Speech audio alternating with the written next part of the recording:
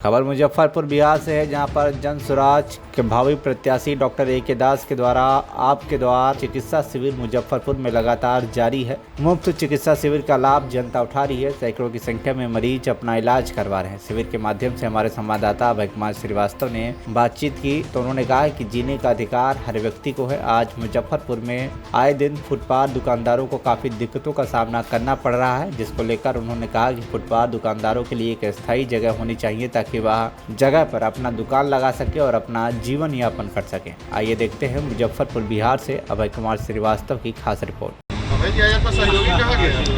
Doctor Rajesh Kumar ji हैं जायसवाल, वो doctor A के दास जन स्वराज जी हैं जो चिकित्सा शिविर लगाए हैं और इसमें सहयोग कर रहा है। आइए इनसे बात करते हैं, जानना चाहते हैं कैसा चल रहा है इनका ये शिविर, चिकित्सा शिविर। कैसा चिकित्सा शिविर चल रहा है आपका? बहुत अच्छा चल रहा है।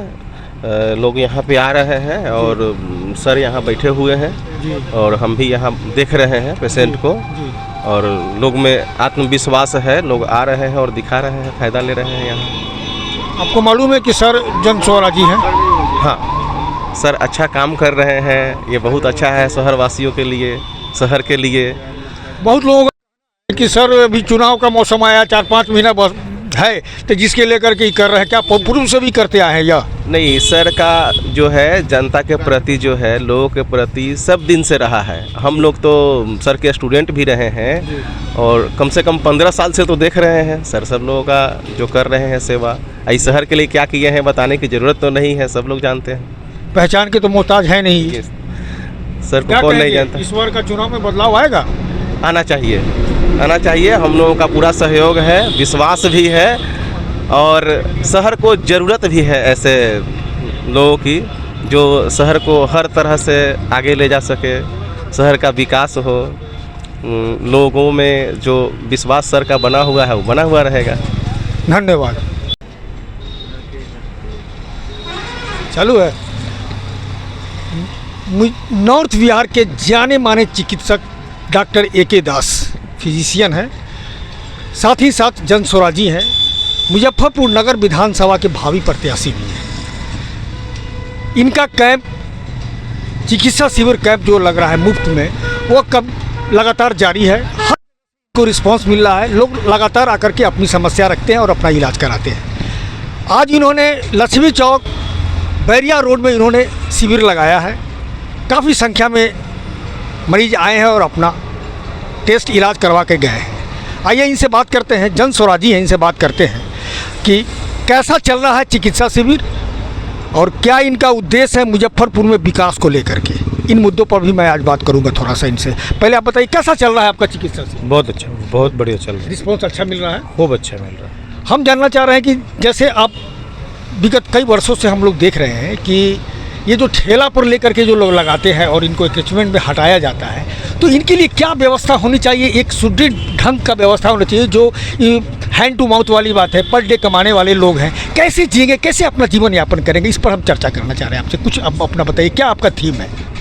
ये आप फुटकर व्यवसायियों की बात कर रहे हैं जो ठेले पे अपना सामान बेचते हैं। जीने का अधिकार हर व्यक्ति को है, चाहे वो अमीर हो चाहे गरीब हो, और सरकार की ये जिम्मेदारी है कि सब वर्ग, चाहे वो अमीर हो चाहे गरीब हो, सब वर्ग का देखभाल, उनके जीवन यापन करने की व्यवस्था सरकार को करके देनी चाहिए। जहाँ तक फुटकर व्यवसायियों की बात है, तो ये सोचने की बात है कि क्यों फुटकर व्यवसायी आज भी रोड पर है। आज हम स्मार्ट सिटी और बड़े बड़े प्रोजेक्ट्स की बात करते हैं, तो हमारे पास इनके लिए एक व्यवस्थित दुकान करने की योजना क्यों नहीं है और आज तक क्यों नहीं हो पाई है। तो फुटकर व्यवसायियों स्थायी जगह मिले जहाँ पे वो अपनी छोटी छोटी दुकान लगाएं, कम पूंजी में लगाएं, सरकार उनको पूंजी उपलब्ध कराए कम से कम ब्याज दर पर, तो वो अपना व्यवसाय को आगे बढ़ा पाएंगे और अपना जीवन यापन आत्मसम्मान के साथ कर पाएंगे। तो फुटकर व्यवसायी एक बड़ी समस्या है, उनके ऊपर एक नियोजित तरीके से कार्य करने की आवश्यकता है। उनको तकलीफ़ न हो इसका ध्यान रखा जाए, उनको कम ब्याज दर पर पूंजी उपलब्ध कराया जाए, इसकी व्यवस्था सरकार को करनी चाहिए। आज भी देखते हैं कि अगर रोड पर अपना ठेला लगाए हुए हैं सब्जी वाले हुए, उनसे नगर निगम टैक्स लेती है। नगर निगम टैक्स लेती है तो उस टैक्स के बाबत उनको सुविधा भी देनी चाहिए। ये समस्या बड़ी है और इस समस्या पे सरकार पर उंगली उठती है, उठती रहेगी। इन कई वर्षों में बहुत सरकार आए, कभी आरजेडी आया, कभी बीजेपी आया, सब मिलीजुली सरकार मिलके बनाए, लेकिन अभी तक इस ओर किसी का ध्यान पूर्ण रूप से नहीं जा पाया है। तो क्या लगता है कहाँ कमी आपको नज़र आती है? इच्छा शक्ति की कमी है सर। हम कोई काम करना चाहेंगे तो वो काम कैसे नहीं होगा? अगर हमारी इच्छा शक्ति है तो आदमी हिमालय पे चढ़ जाता है। ये तो बहुत छोटे छोटे चीज़ें हैं जो आम जनता की सुख सुविधा तक पहुंचनी चाहिए। हम एक बार अपनी सरकार बनाते हैं तो फिर भूल जाते हैं कि आम जनता को क्या तकलीफ़ है। तो जनता ही आपको चुनती है, जनता ही आपको सारी व्यवस्था करके देती है। जनता आपको इतनी शक्ति देती है कि आप एक नियम कानून विधायिका पास कर सकें। तो उस जिम्मेदारी को आपको पूर्ण करना चाहिए। मैंने पहले भी कहा कि हमारी जनता बहुत अच्छी है, प्रेम बहुत करती है अपने लीडर्स के साथ और भर भर के वोट देती है। इसका इतिहास गवाह है। कोई भी सरकार बिहार में 15 और आप अन्य राज्यों में देखेंगे तो कोई 5 साल के बाद बदल जाती है, कोई 2.5 साल के बाद बदल जाती है। तो हमारी बिहार की जनता बहुत अच्छी है और बहुत प्रेमी है।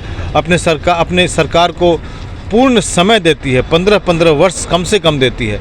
हम 15 वर्ष में एक ठोस कार्य नहीं कर पाते हैं तो ये सवाल तो उठता ही है ना। कहीं ना कहीं इच्छा शक्ति की कमी रह जाती है जी। हम ये जैसे आप जन स्वराजी हैं, भावी प्रत्याशी भी हैं, तो क्या लगता है आपका एजेंडा है इस पर काम करने का? हमारा एजेंडा हमारी जनता ही है। जनता के हर सुख सुविधाओं को ध्यान में रखकर काम करने का ही विचार है। हम आपको पहले भी बताए हैं कि जन स्वराज की 5 मुख्य योजनाएं हैं। पहला योजना वृद्धों के लिए है, उनका पेंशन हर महीने 2000 रुपये हो, ये हमारी योजना है। इसको हम लोग ज़रूर लागू करेंगे। हमारी योजना शिक्षा हो, गुणवत्तापूर्ण शिक्षा हो, ताकि शिक्षा वो औजार बने जिससे आप गरीब से अमीर बन सकें। शिक्षा वो औजार हो जिससे आप आत्मसम्मान के साथ अपना रोजी रोजगार कर सकें। हमारी योजना हमारी महिलाओं के लिए है। जो महिलाएं घरेलू उद्योग करना चाहती हैं उनको 4% के ब्याज दर से, यानी कि सबसे कम मिनिमम इंटरेस्ट पे उनको पूंजी उपलब्ध कराए ताकि वो अपने रोजगार का पालन कर सकें। तो हमारी योजनाएं आम जनता की है, आम जनता से निकल कर आई है ये आवाज़, और आम जनता तक ये लाभ पहुंचाने का ही सपना है। हमारी योजना लोगों को पलायन रोकने की है। हमारा ये मुख्य मुद्दा है कि हम बिहार के लोग सिर्फ मजदूर बनकर पूरे विश्व में मशहूर नहीं हो जाए। हम बहुत इंटेलिजेंट लोग हैं, हम बहुत मेहनती लोग हैं। हमसे राज्य बनते हैं, हम पंजाब बनाते हैं, हम हरियाणा बनाते हैं, हम उसकी जीडीपी को ग्रो कराते हैं, पर हम अपने राज्य से मजदूर को भेजकर दूसरे राज्यों का विकास करते हैं।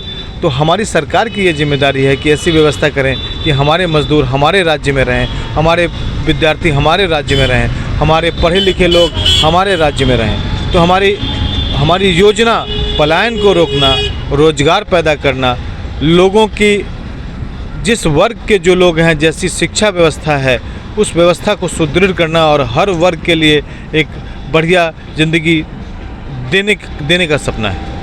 देखिए, इनका कहना है कि जन स्वराज का बहुत सारे मुद्दे हैं, मूलभूत सुविधा पर इन्होंने ज़्यादा जोर देने की बात कही है। हमारे यहाँ जितने भी राजनीतिक दल आए हैं 15-15 वर्ष राज करते हैं, और राज करने के बाद में भी जनता जहाँ कल थी आज भी वहीं पर है जनता। इनका दृढ़ संकल्प इन्होंने लिया है कि जो काम मैं करूँगा वो इन 30-40 वर्षों में वो पार्टी नहीं कर पाई है। ये आने वाला चुनाव का वक्त बताएगा, और आने वाले इनकी जो फतेह होगी उस पर निर्भर करता है। सहयोगी के साथ Abhay Kumar Srivastava, TV on India news, Muzaffarpur.